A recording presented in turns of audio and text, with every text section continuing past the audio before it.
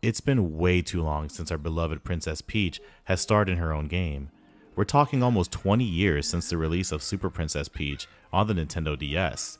Since then, our princess has been an athlete, a smash fighter, kart racer, and so much more.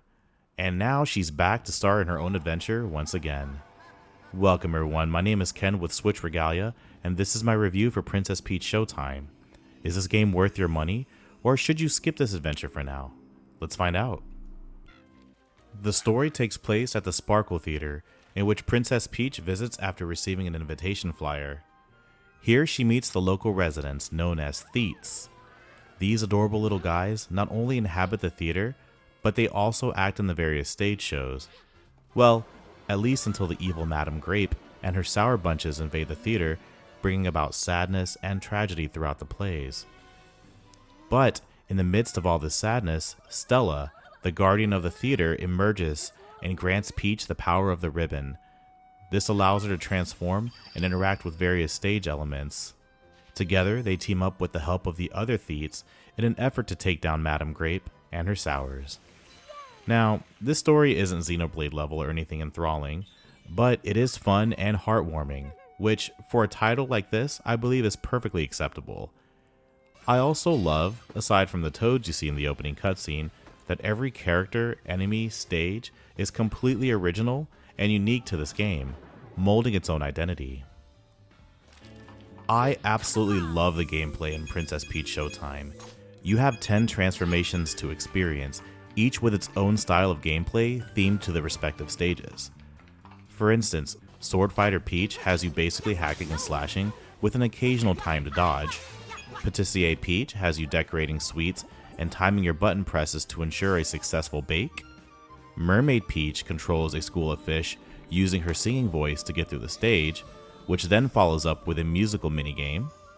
And Ninja Peach has stealth-like gameplay similar to the vein of Metal Gear Solid. Now that was just 4 out of the 10 you get to experience. You also get to solve mysteries as a sleuthing detective, perform enchanting moves as an ice skater, take down sours using kung fu, ride a horse while wrangling some baddies, save the world from an alien invasion, and even hookshot your way through enemy defenses as a masked thief. It's honestly pretty amazing, and some of the stages even have extra attributes to their gameplay. Take Mighty Peach for example.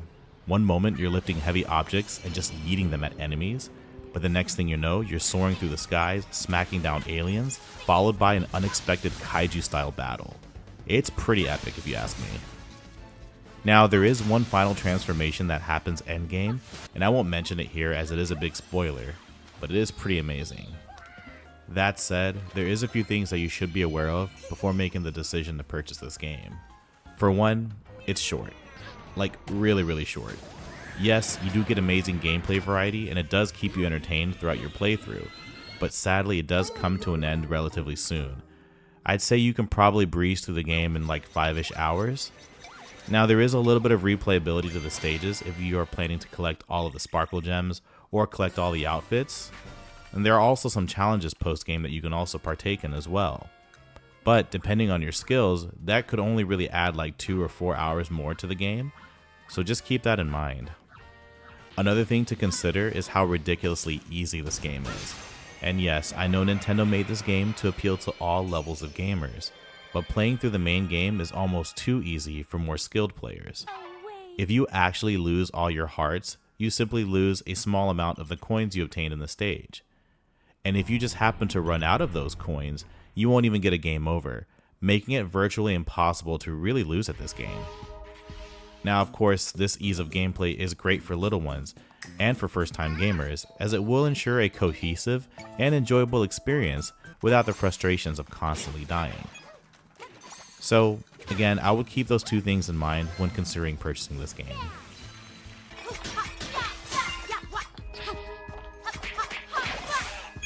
The Nintendo Switch hardware is undeniably aged considerably, but despite those limitations, Nintendo does a pretty good job of keeping their magic with their first-party games. Princess Peach Showtime is no exception. The colors are incredibly vibrant and pop immensely. If you're playing this handheld on a Switch OLED, your eyes will be treated to a colorful feast. The textures and graphics themselves are decent, nothing mind-blowing. I like how you can view Peach in her various outfits and be able to make out the stunning detail in her clothing up close. Now naturally, the game does look a little bit more fuzzy in handheld mode, because it is in 720p of course, but the vibrant colors do make up for it a little. It's not bad considering the hardware, although I do wish it was capable of being able to push out 60 frames per second like in Mario Odyssey.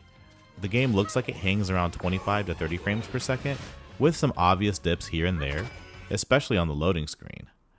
But I can't help but wonder if this was done intentionally to give a more cinematic presentation. Who really knows? What I do know is the audio and music in this game is absolutely amazing. The soundtrack is beautifully composed, and the main theme is pretty catchy in my honest opinion. I love hearing the different styles for each respective stage, and the sound effects are crisp and represent all elements of the encompassing scenes accurately. There isn't much voice acting save for a few lines from Peach herself and the random voices made by the other characters in conversation, but it all just adds up to that traditional Nintendo charm. Definitely a plus for the audio. Overall, Princess Peach Showtime was certainly an enjoyable experience, despite it being short and easy.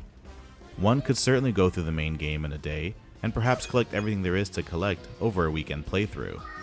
It's definitely perfect for young and budding gamers that want to get into something with a heartwarming story and a big variety of gameplay mechanics. For more advanced and intermediate gamers, I think it is a tad bit too much money for what it offers. If you can catch a sale, I would say pay no more than say $45 for it. Again, it's not a bad game, and I actually really enjoyed it.